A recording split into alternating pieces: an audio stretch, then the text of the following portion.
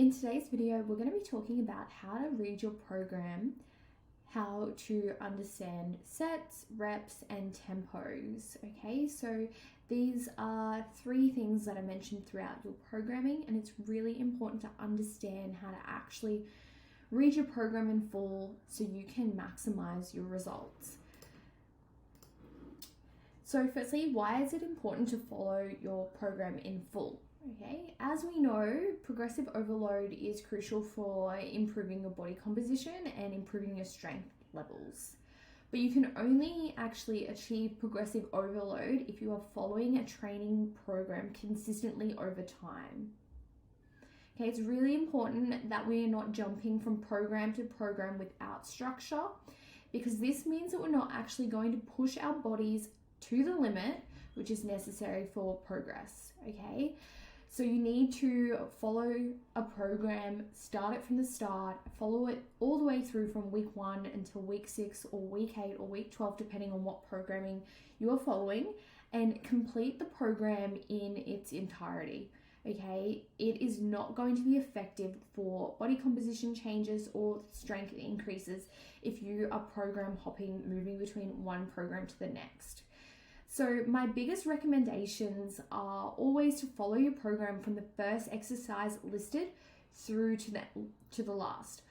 Obviously, sometimes it's not ideal based on how busy your gym is, and sometimes you're not going to be able to do your workouts in the order of exercises that's actually listed, and that's okay. But primarily, you really want to try to make sure that when you are doing your training program, you're starting at the first exercise and you're always completing it in the same order every time you do it, as you will notice a strength change if 1 week you are putting your compound movement at the end of your workout.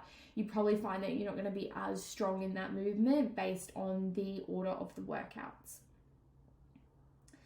So then you want to also, when you're reading your program, you want to complete the recommended sets. Within these sets, it's really important that you stay within the recommended rep ranges. You will find that maybe you will be over or under the recommended rep ranges by 2 to 3 reps. And this is necessary for progressive overload, because there are going to be times when you're choosing a weight where you're not quite strong enough to go up to the next weight, but you're strong enough to stay at the current weight and push out additional reps, and that's fine. And same with when you've chosen a weight that maybe you're like 2 reps off the recommended rep range, but it was still really hard and it was still enough reps that you are going to be off the recommended rep range, and that's okay, again, for progressive overload. So between 2 to 3 reps up and down tend to be good. If your program says 8 reps and you're doing 15 reps, you need to increase the weight. It's really important to stay somewhat within those recommended rep ranges. As I said before, it's really important to finish your program fully before you move on to the next phase. Okay? You don't want to just start a program and then move on to the next one, because you're not going to achieve your goal. Within your program, you'll also see tempos, and I'll talk more about that in a second, but it's really important that you follow my recommendations for the tempo, which is just the speed that you would complete the movement at. And then finally, please just avoid adding additional exercises into your workout that isn't programmed, okay? All of the programs that I write, I know are hard, because it comes down to the person's ability to push themselves effectively in the workout, okay? So a program could have 4, 5 exercises, and that can still be really, really hard if you know how to push yourself to your potential. So if you're not finding your workouts challenging enough, this is an indication that you may need to assess whether you are staying within the recommended rep ranges, if you are following the recommended RPE scale, which I have covered in my other video. If you haven't watched it yet, please make sure you watch the video on intensity of workouts before you start following your programming. So make sure you're following those, and then just don't add any additional exercises in, because it will accumulate too much fatigue and too much volume, which will have an impact negatively in your recovery as well. Okay, so just remember, you do not need to shock the muscle or be constantly mixing it up. by doing this, you're actually going to delay your improvements rather than actually achieving them, okay? Because you're going to get too tired, too burnt out. You're not going to lift enough to see change in your body composition because your body is just going to be learning new movement patterns over and over again because you keep adding in new movements, okay? So shocking the muscle, there is no such thing, all right?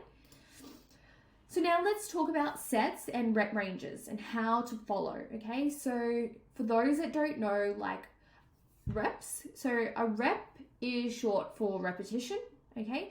And this is the singular execution of an exercise. So, you know, a deadlift here, one rep would be to lift it once, okay? 5 reps would be to lift it 5 times. Okay, the number in your program refers to the total number of repetitions that you must complete in each set. If your program has a range recommended, choose a challenging weight for the low end of the reps and stay at this weight until you've worked up to the high end of this rep range. Then you want to increase your weight and then repeat the cycle, and that is progressive overload.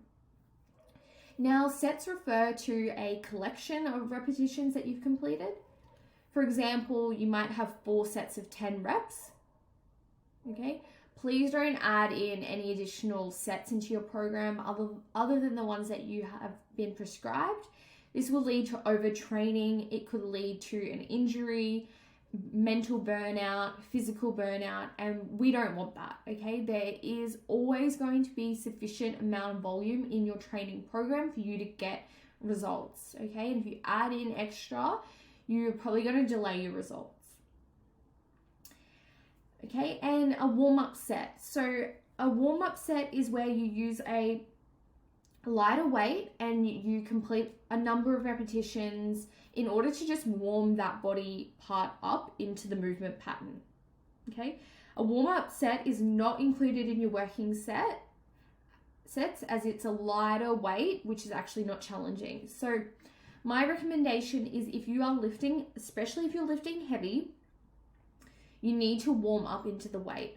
So if I'm going to deadlift 80 kilos, I'm not going to start set 1 on 80 kilos because my body is not going to be warm and I'm going to get injured. So I might do a warm-up set of 60, then a couple reps at 70 and then start on 80 because I've warmed my body into it, and then I'll have 4 effective sets warmed up.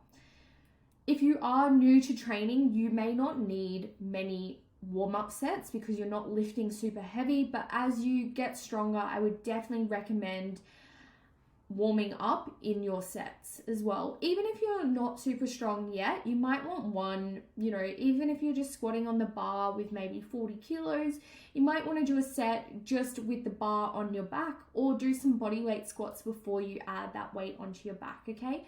The quality of your lift will be so much better if you have an adequate warm-up. So finally, what is tempo and what does it mean? Okay, so tempo just refers to the speed of the movement used while you are completing a repetition. There are 4 parts to a movement, okay? So we've got the eccentric, the contraction, the concentric, and the reset between reps.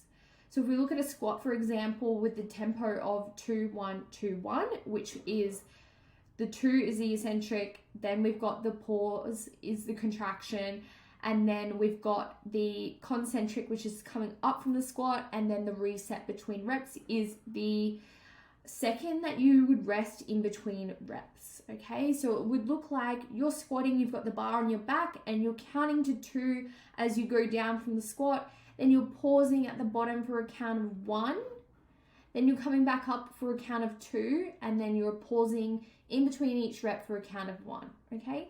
It is really important that you follow your tempos recommended.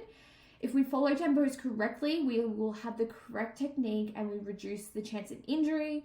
Tempo training is also a way to create more time under tension, and time under tension is going to challenge your muscles more, which means that you are going to probably create more hypertrophy, which is just more muscle building, which means that you're going to get more out of your movement, and there will be times in your programming where you will get slow eccentrics or you will get paused reps, And it's really important to be able to read your program, understand what that means, and execute it, because it can increase the difficulty of your training program as well, which means that you're going to get more out of it. So I hope you guys understand all about reps, sets, and tempos. It's really, really important. And as always, it does help with training technique, and I don't want clients to be injured. I want you to train and get the full range of motion, the correct speed of movement, because we want the girls at the Female Collective to have good form, okay? We don't want not great form, okay? So form is key, all right? So let me know if you have any questions more about tempo, reps, or sets.